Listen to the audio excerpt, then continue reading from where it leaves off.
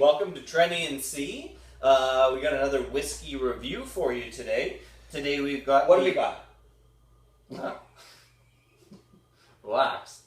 We've got Gordon Macphail's Linkwood 15. 15? Oh yeah. Why don't you stick around and find out what makes this particular Gordon Macphail independent bottling so special.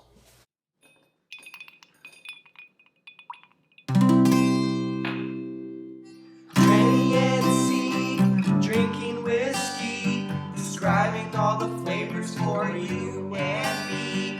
Irish, Scotch, bourbon, and rye.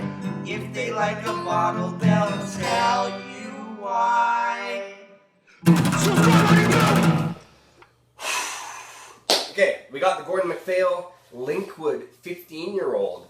What makes this guy kind of unique and cool is it's a Can I pour it while you're It's talking? a Gordon Macphail independent bottling. So a lot of you people out there do not realize, and we don't have this in Canada, we don't have independent bottlers. What independent bottlers are is they basically buy a spirit from a distillery and then they age it to their own specifications. Specs? Is that what that would be? Yeah, sure. And anyway, so this guy is a Gordon Macphail. Linkwood is the distillery. They've aged it for 15 years. Linkwood is kind of this obscure single malt that you don't normally find in... That's my contribution. Thank you. Right. So you don't normally find this basically anywhere because they don't release it very often as its own single malt. They usually send it and sell it to blenders and independent bottlers like Gordon Macphail. So why don't you tell us a little bit about what we do here at Trenny and C? What we do at Trenny and C is we review whiskeys for color, nose, taste, finish, and viscosity. And then what we do is we take those categories, they're thrown into a high-tech computer system, we give them a score, they're weighted, and a score comes out the other side, and it's out of 33.33. Wow. Yeah, that's what we do. That high-tech computer, that's like Dell or something. It's not, it's, anyway, no, and it's slowing down. Yeah. That computer is slowing down. Yeah, well. Okay. So, color? Color. Should we talk about Gordon Macphail? We kind of did, but... Well, Gordon Macphail's been around since the 18 bloody blahs. Well, so, Gordon Macphail is the independent bottler. The Linkwood is the distillery that's actually been around for quite a long time. They started around the same time as the Glenlivet, and I'm sure you all know the Glenlivet. What that was the kind of like the ruler or the king or whatever decided that the Glenlivet was his favorite distillery of the time, and there was the lowlands and the highlands, and everything that was in the highlands was to become a legal distillery, and Glenlivet was the first. But Linkwood was in that, it's an argument and it's debatable which one was the actual first legal distillery. Wow. Of course the Glenlivet say they are because they're widely known and they've got the mass marketing. Exactly. Linkwood, you don't even know they're there. Exactly. So one of the things that's kind of interesting about Scotland in general is it is divided into the Highlands and the Lowlands. And the Highlands is basically what was considered legal distilleries, where the Lowlands were illegal at the time, even though at the time there was way more lowland distilleries. So anyway, Mr. Science, do you mind if we taste the whiskey? That was very scientific, yeah. Right. Okay. Yeah, let's taste it. Color. Did we talk about color? No. Okay. Color. Go ahead. Rambling on for minutes on it. For seconds on end. So this Tens upon seconds. Alright, are you done? Alright, the color. Yeah. Right. Color. The color is unique on this one. God, this is the worst review ever. The color is super unique on this. It is an interesting golden, grayish, cloudy brown. Yeah. Like, it is a very unique color in that it's I think it's like a smoked gold. Like it's I don't know. It's It has interesting. that cloudiness, especially when you actually add some water to it, which you may or may not know means it's probably been aged relatively naturally. And most, bourbons or scotches and whiskeys are either on that really dark brown side or that amber golden side, and this is somewhere between, which is It's a different color. it's super unique and kind of cool to see a different color like that. Yeah. Okay, let's move on to the nose here. Yeah. We're rambling. Oh, this one is very distinct, but it also has this kind of classic Speyside smell to it. It reminds me of when I was in Scotland. We stayed in this place called the Gordon Arms in Fauchevers, and it reminds me in Fauchevers. It reminds me of the smell of that hotel. It's got this musty kind of sweet, sour. I also Hundreds of years of when I wrote my my tasting notes and I did the nose, I also put musty. Yeah. It has a musty, grainy, heavy on the natural, earthy kind of smell to it. It's real. Again, the theme of this is uniqueness. The color is unique. The nose is unique. The taste, everything about this bottling is very unique. The entire presentation, really. Like, it's cool. 15 years old, Gordon Macphail, an obscure distillery. How often you get to try something that's that much different than many other things? We feel really lucky to actually have found this where we live, so it's kind of nice. And then with the mustiness and all that, there comes a sweetness to it. And I get this, it's kind of like it reminds me of, we have in Chinatown, we have honey buns. I don't know if you've tried honey buns before. Okay, yeah. But that smell, the sweetness, is there is a sweet, exactly. It's kind of spicy almost. Yeah. Exactly. I was trying to figure out what that honey was, but it was honey bakery honey buns. Yeah, a bit doughy. It's also got a bit of some wood characteristics to it, but not necessarily oak, the traditional oak. But it is a bit kind of like lumbery, a bit woody. It's a soft. It's a soft wood. Is that what you're gonna? Okay, let's move on to taste. Okay. Taste anyway. Whoa, this actually packs a punch. This one.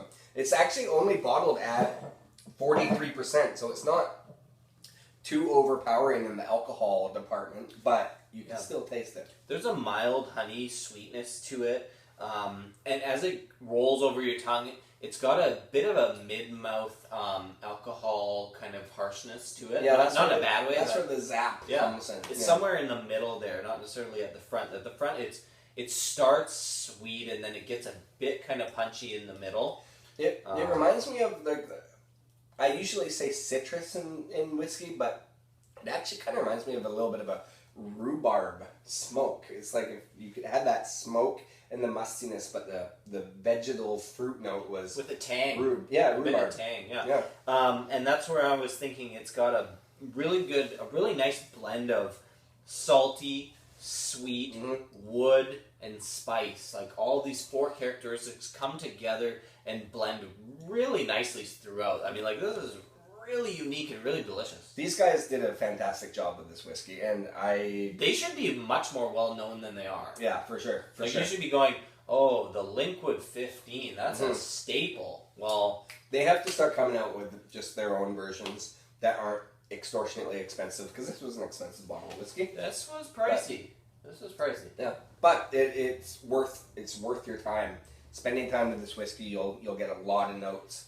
And it is, because it's so unique, like, to me, the first time we tasted it, and I started kind of making tasting notes in my mind, I was struggling, because I was like, this is a lot different than what else we've tried so far. Yeah, and with that, it is one of these ones that it takes a while to open up. It takes a while to get the nose and the taste and all these things, because especially when you first open it, it's almost too dense at first. You need that oxygen to get there. And why not just add a little bit of liquid oxygen to that, and it will open right up. It turns into a fantastic whiskey. So on the finish, we're on finish here. It's got a clean finish. It fades quickly, so there's no, to me anyway, there wasn't a long aftertaste where you're stuck with it in your mouth there. You're kind of going back for more because it fades fairly quickly. But It's also Okay, I don't mean to interrupt you, but you just I have my notes, and it says, leaves the palate clean, ready for more. wow. You and I. We don't same check page. these beforehand. I promise you. You don't compare notes. So Most we're of on the time same we're page. way off. Yeah. So anyways, it's a very clean, well-made spirit. The finish is nice and bright. I did also put that the water, to me, when I added water, I got a heavier emphasis on the wood notes. Yeah, I can definitely taste that. Yeah. I can see that. Okay. Viscosity. What did I say? It kind of goes with the whole build and finish, but it reminds me of there's an effervescence to it, just like a sparkling white wine. Okay. It's kind of mid palate on the viscosity. And I have it as just kind of a medium weight to it, like a medium heaviness. You know, it's not overly syrupy and thick, and No, it's not light. It's somewhere in between. There's a creaminess to it too. Okay, let's. I gave it a 28.91. That is huge for me. You don't see that happen very often. And you gave it a 28.83. But weird. Whoa. 28.83 and 28.87. No, 9.1 Oh. and 8.3 equals a 28.87. That is huge. So this is in the upper echelon of That's a great word. upper echelon of 2016 tastings for us. Mm-hmm. I mean, I think we still have Booker's Bourbon holding our top spot at 30.00. Yeah.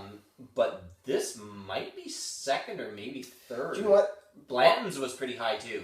On the other hand, this is a brand new release. So for this year, the last year and a half, this is probably one of the better whiskeys that has been released as far as I'm concerned. I want to point one other interesting thing out. Yeah, go ahead. On the back of this bottle, it says that the United Kingdom's Health Department recommends adults do not regularly exceed men Man, okay. Barely us, yeah. 3 to 4 units, So a unit, women women. 2 to 3 units. Really?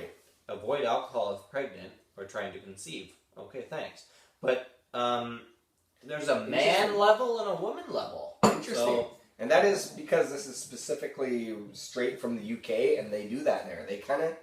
They have regulations on it. it's interesting. I haven't seen that before. No, so they don't do that in Canada. Men, women, Weird. according to the UK. Not our decision. And we're not, anyway. Yeah.